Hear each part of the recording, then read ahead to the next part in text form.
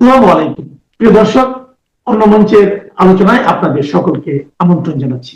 মানে তারেক রহমানকে ক্ষমতাটা হাতে তুলে দেবেন আর তারা যে যার ঘরে ফিরে যাবেন, আর 19% ভোট নিয়ে জামায়াতে ইসলামী ক্ষমতার যতটুকু ভাগ পাবে তাতেই সন্তুষ্ট হবে। তাহলে প্রশাসনে, পুলিশে, শিক্ষায়, স্বাস্থ্যে, মানে বাংলাদেশের সকল সেক্টরে তারা উচ্চ পদে তাদের দলীয় ব্যক্তি বা তাদের সমর্থকদের যে পুরস্কৃত করে বসিয়েছে সেই পদগুলো তো ওই ব্যক্তিরা হারাবেন। বিএনপি তো তাদেরকে পরিবর্তন করে তাদের অনুসারীদেরকে ওখানে বসাবে। তাহলে জামায়াতে ইসলামী তাকিয়ে তাকিয়ে সেই বিষয়টা দেখবে 19% ভোট পেয়ে, যখন 70% ভোট দিয়ে পুরো সিস্টেম তারেক রহমানকে ক্ষমতায় বসাবে। বাংলাদেশে 2024-এর 5ই আগস্টের পর সবচেয়ে বড় যে নতুন বন্দোবস্তটা বলবৎ হলো সেটা হচ্ছে যে বিজয়ী পক্ষরা একরকমের ক্ষমতা ভাগাভাগির একটা সরকার পরিচালনা করতে থাকলো। মানে একটা অন্তর্বর্তীকালীন সরকার গঠিত হলো বটে, কিন্তু প্রকৃতপক্ষেই ক্ষমতার কেন্দ্রে চলে এলো তিনটি রাজনৈতিক পক্ষ। 1 জামায়াতে ইসলামী, 2 বিএনপি, 3 বৈষম্য বিরোধী ছাত্র আন্দোলন নামের ছাত্র জনতার যেই দলটি জুলাই আগস্টে আন্দোলনে নেতৃত্ব দিয়েছিল এবং তাদের নাম ধরে বেরিয়ে এলো শত শত সমন্বয়কারী। সেই সমন্বয়কারীরা এরপর জাতীয় নাগরিক কমিটি গঠন করেছেন, বৈষম্য বিরোধী ছাত্র আন্দোলনকে একটা আনুষ্ঠানিক রূপ দিয়েছেন, এরপর তারা জাতীয় নাগরিক পার্টি এনসিপি গঠন করেছেন। মানে তারা নানা ভাগে ভাগ হয়েছেন। তাদের আবার বিভিন্ন ছাত্র সংগঠন গড়ে উঠেছে, শ্রমিক সংগঠন গড়ে উঠেছে। মানে শত শত হাজার হাজার মুখ আর নেতা তারা তৈরি করেছেন। বিএনপি জামাতের কথা তো বললামই। আরেকটি পক্ষ হচ্ছে অন্তর্বর্তীকালীন সরকার পক্ষ, যারা উপদেষ্টা, প্রধান উপদেষ্টার বিশেষ সহকারী সহ নানা প্রভাবশালী পদে প্রধান উপদেষ্টার একরকমের পরামর্শে বা তদবিরে এসে উপস্থিত হয়ে সরকারের গুরুত্বপূর্ণ পদগুলো নিলেন। এরা সকলেই পুরস্কৃত হলেন 2024-এর জুলাই আগস্ট আন্দোলন শুধু নয়, পুরো শেখ হাসিনার আমলটাতেই শেখ হাসিনা সরকারের পতন ঘটানোর জন্য দেশে বিদেশে বিভিন্ন পক্ষকে সংগঠিত করা এবং শেষ পর্যন্ত তাদের সেই মিশনে সাফল্যের জন্য। তার মানে 4টি পক্ষ মূলত ক্ষমতায় আছে 2024-এর আগস্টের পর থেকে। বিএনপি, জামায়াতে ইসলামী, ছাত্র জনতা, জাতীয় নাগরিক পার্টি বলি, বৈষম্য বিরোধী ছাত্র আন্দোলন বলি, আর ক্ষমতায় আছে ইউনূস সরকার। তো এমন একটা ভাগাভাগির সরকার বা ভাগাভাগির ব্যবস্থা যখন চলছে 15-16 মাস ধরে, তখন এই ভাগাভাগির সরকার চলা অবস্থায় যে নির্বাচন অনুষ্ঠিত হতে যাচ্ছে সেই নির্বাচন আসলে কি ফল এনে দেবে? দেখেন, নতুন বন্দোবস্তটাতে সকলের একটা কমন স্বার্থ আছে। প্রধান কমন স্বার্থ হচ্ছে আওয়ামী লীগ ঠেকাও। কিছুতেই যাতে আবারও আওয়ামী লীগ বা শেখ হাসিনা বাংলাদেশের এই ক্ষমতা বা রাজনীতির সমীকরণের মধ্যে কিছুতেই আবারও যুক্ত না হয়ে পড়তে পারেন। এই বিষয়টাই এই এত রকম পক্ষকে এক সুতায় গেঁথে রেখেছে এবং সে কারণে তারা সকলে কথায় কথায় এত মাস ধরে যমুনায় গিয়ে জড়ো হতেন যখনই তাদের মধ্যে কোনো বিবাদ লেগে যেত, আর এখন তারা কোনো বিবাদ ঘটে যাবার আগেই বারবার তারেক রহমানের দরবারে গিয়ে হাজির হচ্ছেন। কারণ ওই একটা স্বার্থ, কমন স্বার্থ রক্ষা করতে, আওয়ামী লীগ ঠেকাতে তাদেরকে ঐক্যবদ্ধ থাকতেই হবে। কিন্তু ঐক্য ব্যাপারটা বা ঐক্যবদ্ধ থাকা একটা লম্বা সময়ের জন্য কি এত সহজ?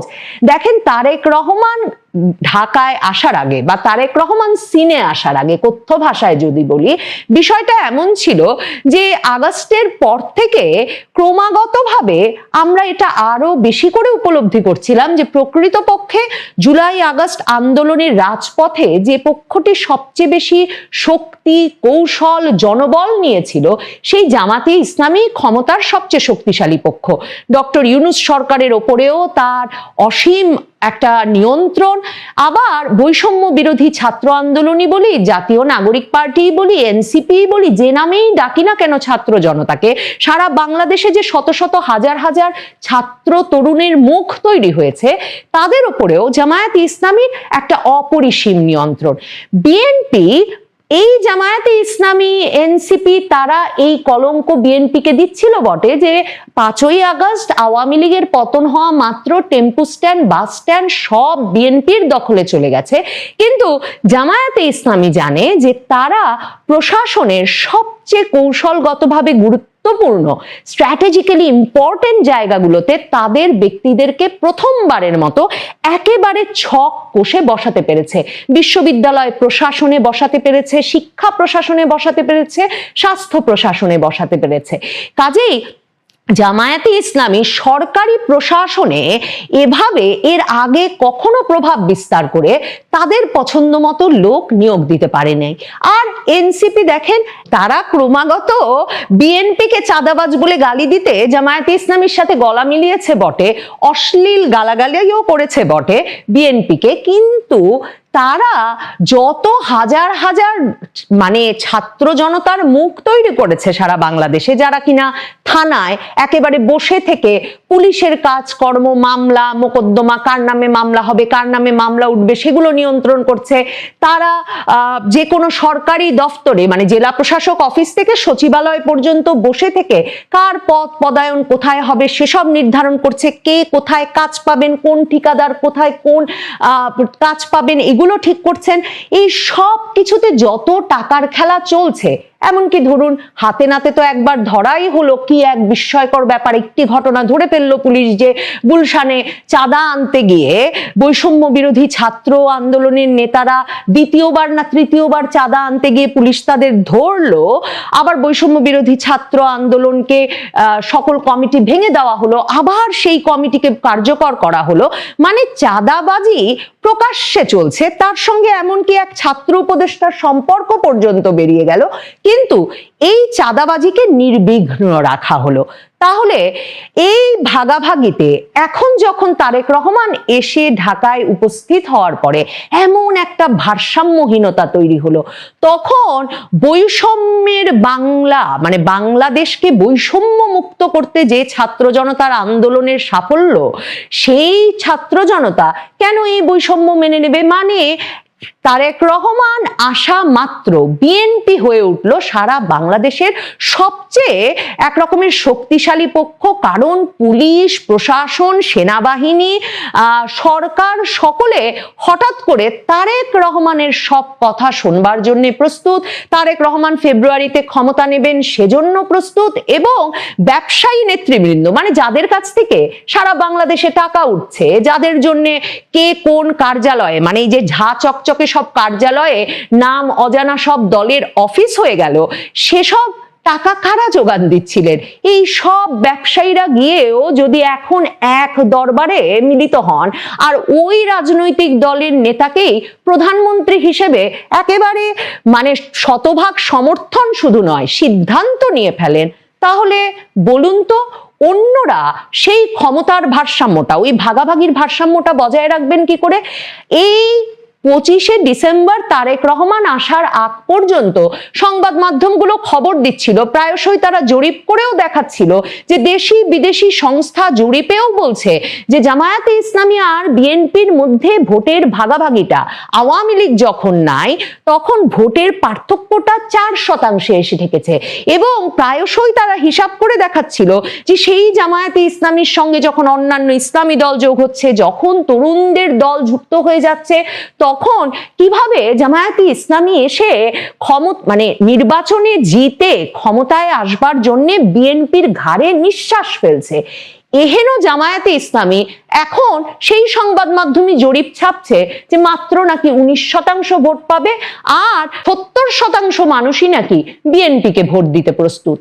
এবং পুরোপুরি সংবাদ মাধ্যম যেভাবে আর সকলের খবরাখবর বাদ দিয়ে দিনরাত তারেক রহমান তারেক রহমান তারেক রহমান জপ করছেন, এর ফলে যে বৈষম্য সৃষ্টি হয়েছে, সেই বৈষম্যের একটা মানে ব্যবস্থা না হওয়া পর্যন্ত, সেই ব্যবস্থা না হওয়া পর্যন্ত একটা নির্বাচনে বা অন্য পক্ষগুলো কেন যাবে? মানে যে উপদেষ্টারা বহাল তবিয়তে আছেন, যে উপদেষ্টারা দিনে রাতে বিভিন্ন বিদেশে সরকারি সফরে যাচ্ছেন, বাংলাদেশের বন্দর বেচে দিচ্ছেন, ওই দ্বীপ বন্ধ করে দিচ্ছেন, ওই বিমান কিনে ফেলছেন, ওই যুদ্ধ বিমানের অর্ডার দিতে অন্য আরেক দেশে যাবার ব্যবস্থা করছেন, কিংবা মার্কিন যুক্তরাষ্ট্র, চীন, তুরস্ক, দোহা মানে ওলট পালট করে ফেলছেন বাংলাদেশের বিষয়ে, বাংলাদেশের ভাগ্য নির্ধারণে।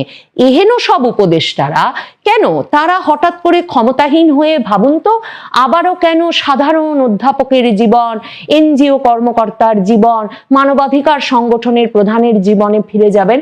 মানে তারেক রহমানকে ক্ষমতাটা হাতে তুলে দেবেন আর তারা যে যার ঘরে ফিরে যাবেন, আর 19% ভোট নিয়ে জামায়াতে ইসলামী ক্ষমতার যতটুকু ভাগ পাবে তাতেই সন্তুষ্ট হবে? তাহলে প্রশাসনে, পুলিশে, শিক্ষায়, স্বাস্থ্যে, মানে বাংলাদেশের সকল সেক্টরে তারা উচ্চ পদে তাদের দলীয় ব্যক্তি বা তাদের সমর্থকদের যে পুরস্কৃত করে বসিয়েছে, সেই পদগুলো তো ওই ব্যক্তিরা হারাবেন। বিএনপি তো তাদেরকে পরিবর্তন করে তাদের অনুসারীদেরকে ওখানে বসাবে। তাহলে জামায়াতে ইসলামী তাকিয়ে তাকিয়ে সেই বিষয়টা দেখবে 19% ভোট পেয়ে, যখন 70% ভোট দিয়ে পুরো সিস্টেম তারেক রহমানকে ক্ষমতায় বসাবে। এগুলো কি হয়? মানে তারেক রহমান, জামায়াতে ইসলামী, বিএনপি, জামায়াতে ইসলামী নাকি একটা জাতীয় সরকারে সম্মত হয়ে গেছে। জামায়াতে ইসলামীর আমির গুলশান কার্যালয়ে তারেক রহমানের দরবার থেকে বেরিয়ে সে কথা কিন্তু সংবাদ মাধ্যমের কাছে বলেছেন। কিন্তু জাতীয় সরকার গঠন করলেই বা কি হবে? কোন দল সবচেয়ে বেশি আসন পেয়েছে, কোন দল সবচেয়ে বেশি ভোট পেয়েছে, সেটা যখন একটা ভোটের মাধ্যমে নির্ধারিত হয়ে যাবে, তখন ওই দল তো অপর দলের ওপর অবশ্যই মাতব্বরি করবে। তাহলে মাতব্বরি চলছিল এক পক্ষের, মাতব্বরি করার সম্ভাবনা তৈরি হচ্ছে ভোটের মাধ্যমে আরেক পক্ষের, সেটা ওই পক্ষটি সহ্য করবে কেন? মানে ক্ষমতার ভারসাম্য তো নষ্ট হবে, ভাগাভাগিতে তো সমান ভাগ থাকবে না, কিংবা শক্তিশালী পক্ষটাই অশক্তিশালী হয়ে পড়ার একটা সম্ভাবনা তৈরি হবে।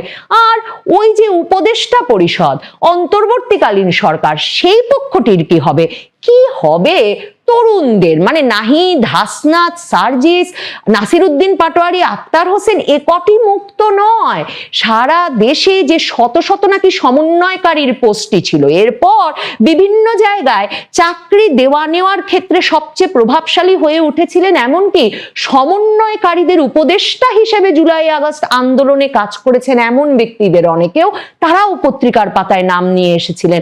এমনকি ধরুন এই যেই মেয়েটিকে নিয়ে এই গত কদিনে এত কথা, তাহারিমা জান্নাত সুরভি, জুলাই যোদ্ধা, মাত্র একাদশ শ্রেণীতে পড়েন, তিনি সারা বাংলাদেশে প্রেসার গ্রুপ তৈরি করে বিভিন্ন দাবি আদায়, 32 নম্বর ভাঙচুর থেকে শুরু করে বিভিন্ন দাবি আদায়ের সবচেয়ে সোচ্চার মুখ।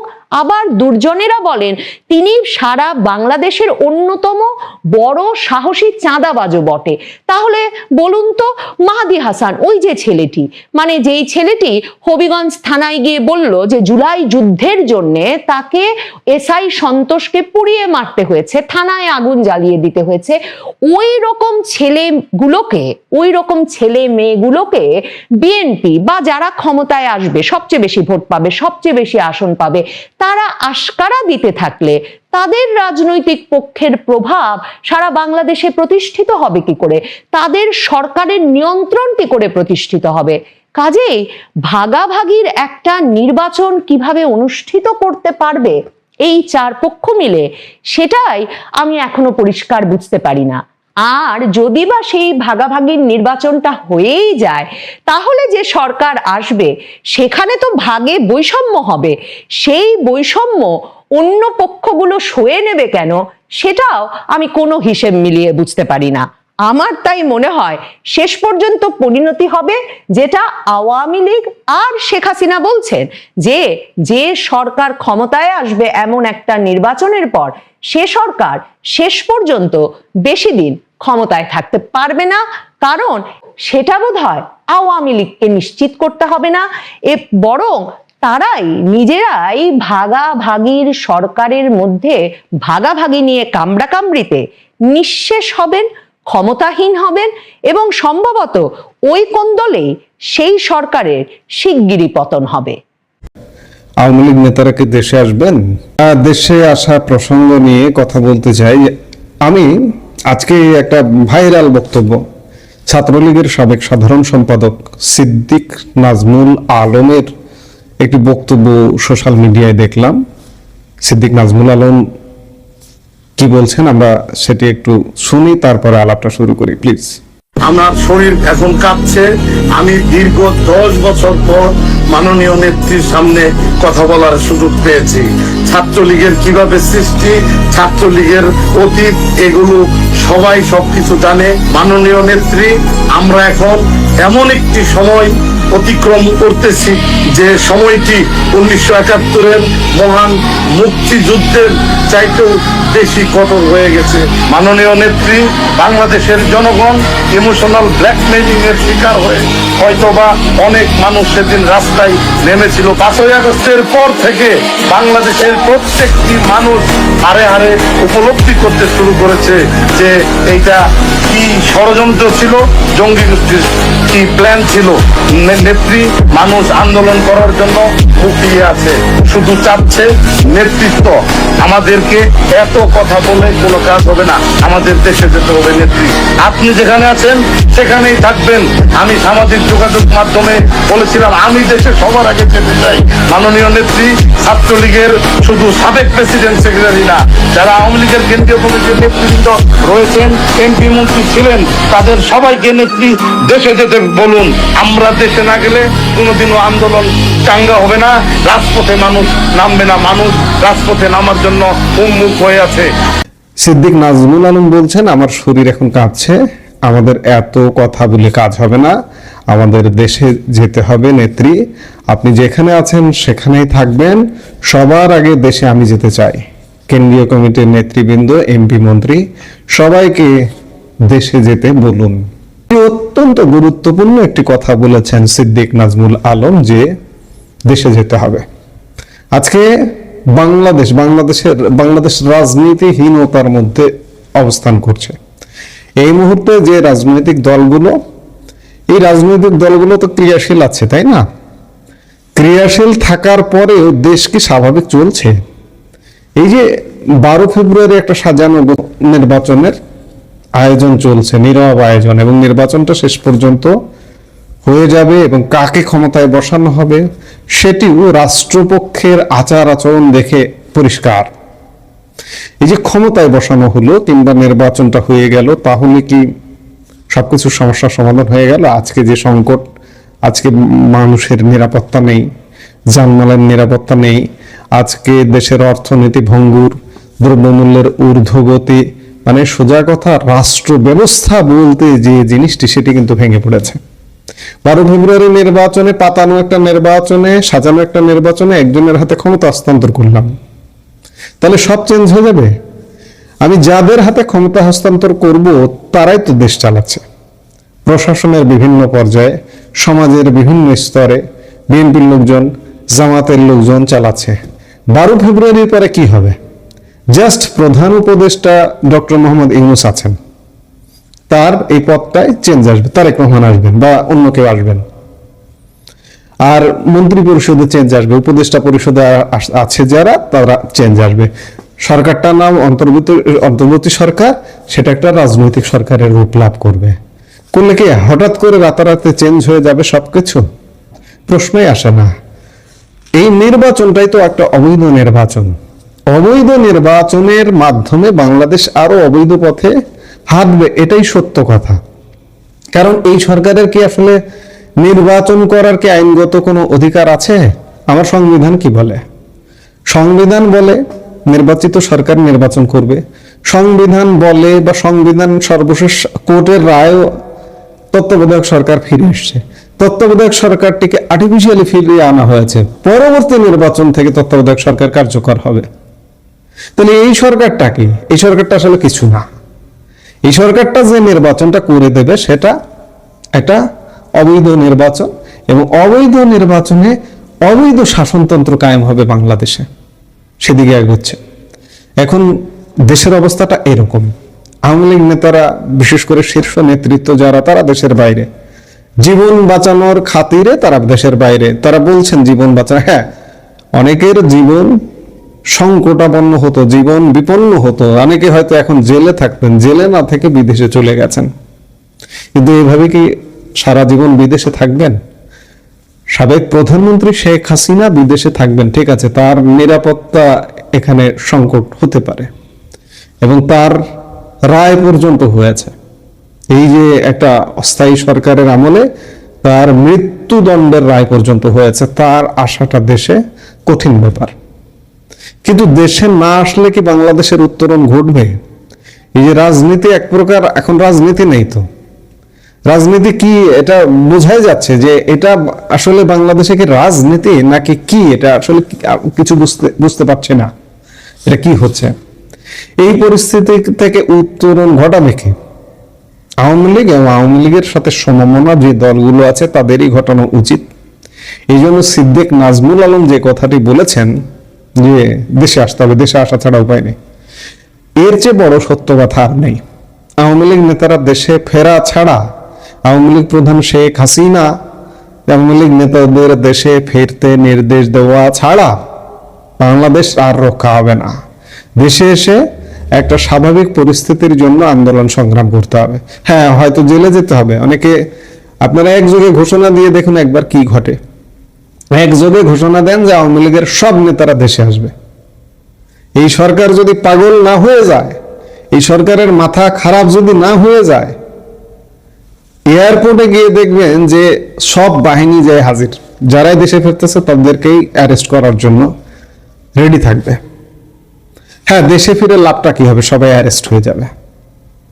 কিন্তু না, দেশে আপনি ডিক্লেয়ার দিয়ে, হ্যাঁ দেশে ফেরার একটা ঘোষণা দেন, দেখুন না কি হয়, ফিরবেন না ফিরবেন পরিস্থিতির উপরে।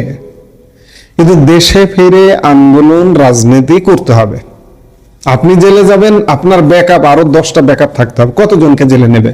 কত লাখ লোককে জেলে নেবে? ক্ষমতা, জেলের যে ধারণ ক্ষমতা তার থেকে কয়েক গুণ ইতিমধ্যে জেলে বন্দী হয়ে আছে। 40-45 হাজার ক্ষমতা, সেখানে কয়েক লাখ জেলে বন্দী আছে। আর কত লাখ? আওয়ামী লীগ নেতারা কি লাখে সীমাবদ্ধ?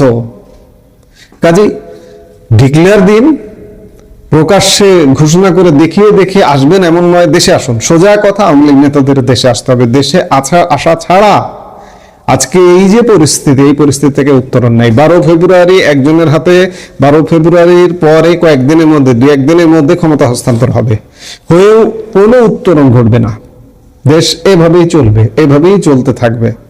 একটা স্বাভাবিক নির্বাচন না হলে, এই অস্বাভাবিক নির্বাচন হলে দেশ কোনোভাবে শান্ত হবে না। দেশ শান্ত করতে হলে আওয়ামী লীগ নেতাদের দেশে আসতে হবে। সিদ্দিক নাজমুল আলমের সাথে আমিও একমত যে বাংলাদেশে প্রতিদ্বন্দ্বিতাপূর্ণ, প্রতিযোগিতামূলক রাজনীতিতে ফিরতে হলে আওয়ামী লীগের দেশে ফিরতে হবে, আওয়ামী লীগ নেতাদের দেশে ফিরতে হবে। যারা বিতর্কিত তারা তো ফিরবেন না, যারা চরম বিতর্কিত তারা টাকা পয়সা নিয়ে পাচার করে সেখানেই হয়তো আয়ুষী জীবন কাটাবেন। এমনকি অনেকের অবস্থা এমন হবে, অনেকে এলাকায় ফিরতে পারবেন না। এই যে 1.5টা বছর এলাকায় কোনো খোঁজ খবর রাখেননি, খোঁজ খবর নেননি, কর্মীদের সাথে কোনো যোগাযোগ করেননি। কারো কারো ক্ষেত্রে বাংলাদেশের রাজনীতি করা কঠিন হবে। আওয়ামী লীগের রাজনীতি করতে পারবেন না। এলাকা যদি তাদের অ্যাকসেপ্ট না করে, গ্রহণ না করে, কেন্দ্র থেকে আপনি কেন্দ্রীয় প্রধান, আওয়ামী লীগ প্রধান চাপিয়ে দিলেন, অমুক এলাকায় এই হচ্ছে সভাপতি, ও হচ্ছে এমপি পদপ্রার্থী, ও হচ্ছে সেই, কাজ হবে না। এবার হয়তো এলাকার জনগণই প্রতিরোধ করবে। কাজেই যারা ভালো, যারা নিবেদিত প্রাণ, তারা দেশে ফিরুন।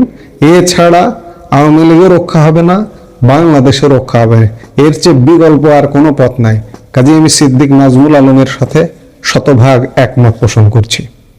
এই মুহূর্তে এ পর্যন্ত। সবাই ভালো থাকুন, সুস্থ থাকুন।